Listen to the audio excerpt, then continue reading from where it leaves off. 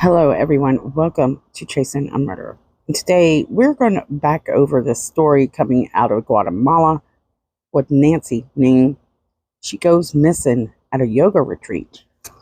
This isn't something new. This is her second trip there. She loved it so much the first time, her family says she booked a trip again. Nancy is from California. She's 29 years old, and she works with disabled children. She shows up to Guatemala around October 14th and was supposed to depart October 22nd. But on October 19th, her dad gets a strange phone call from the retreat saying something happened to his daughter, but he doesn't know what.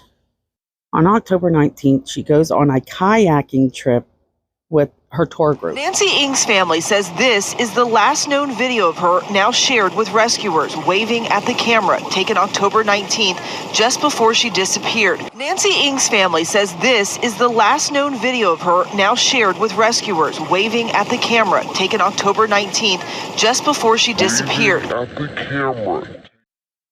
So this camera person, for me in this investigation, would be one of the most, one of the key witnesses to what might have happened to Nancy this day. Was this a fellow kayaker?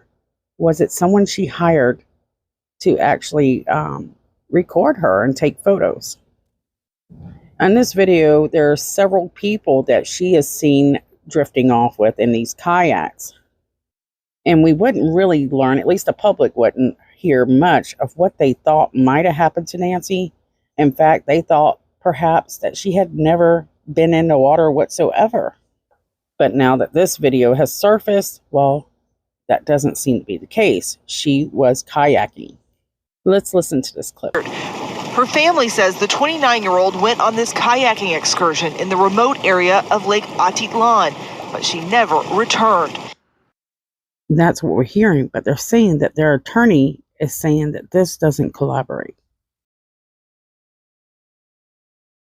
The new details into Nancy Ng's disappearance come as her family continues to call for her to come home. Her family responded to a report from Guatemala saying she drowned. They say this conflicts with evidence they've received from their attorney. Here's ABC's Eva Pilgrim. My dad, and this sounds terrible, but he keeps his phone next to him at night, just like he's hoping for a ransom call, something that will prove that Nancy might still be alive and that she's out there and she's just waiting for us to find her. So the family is very confused about the conflicting statements that they're hearing. They're hearing that their Nancy did go on a kayak trip, but their attorney might have found something different. We're not sure what that different story could be or might be. This is according to witnesses and coming from the Guatemala's prosecutor's office, saying that, she was in the kayak. She tells a woman she wants to swim, and that's when she drowns. I mean, there's a lot of details missing in between that statement. She advances into deeper water. How do they know this?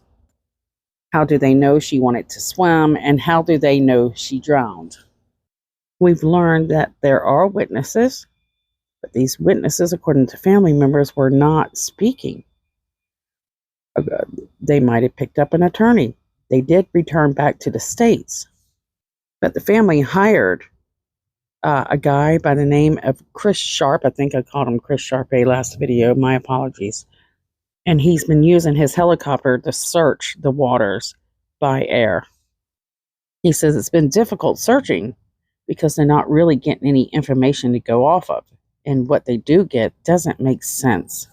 Now, why would someone, imagine you're kayaking and you see something happen to a woman and that she drowns. How would you handle that? Would you continue on your trip? Well, if you think that's something you shouldn't do, well, it's been done. There's been stories where people have been hiking with groups and someone gets injured and they leave them behind and continue forward. Everyone knows when you're with a group to look out for one another. But that doesn't seem to be the case in many of these stories today.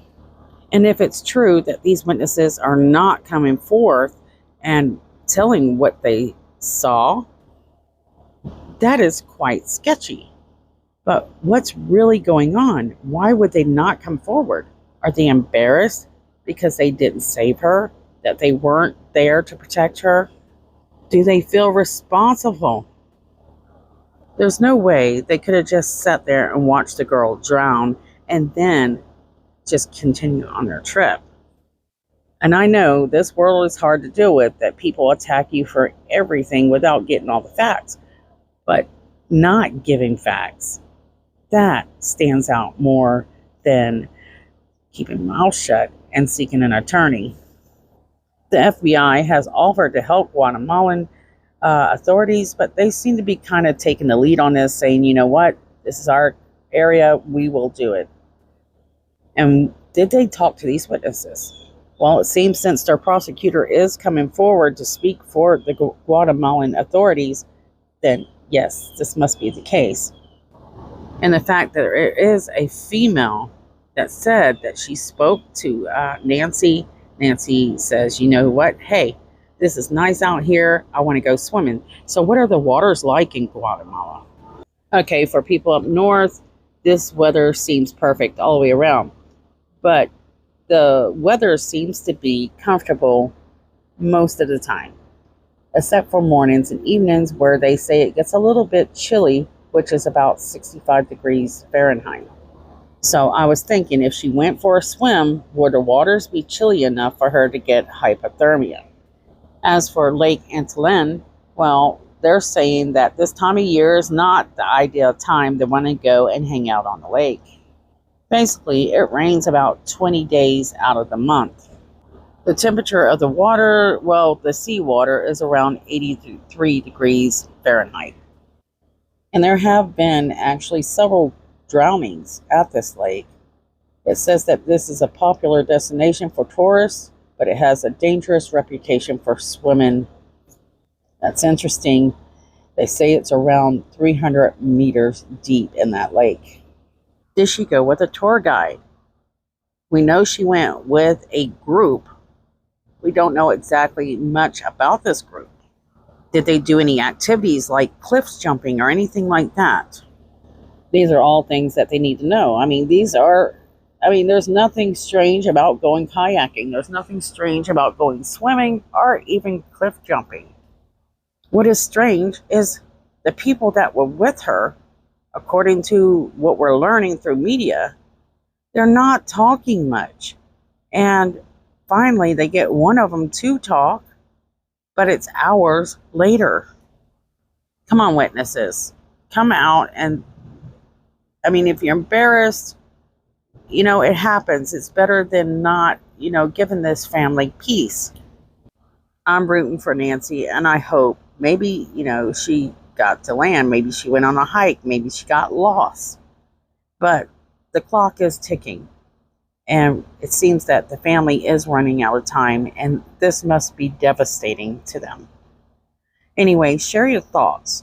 Make sure that you share her story, her face, and you share the stories of our other missing girls. This story was just so tragic, and it broke my heart, especially seeing the pain that the family's going through. I love you guys. Thank you so much for your support. Thank you for liking. Thank you for sharing. Thank you for watching. And I'll see you guys soon.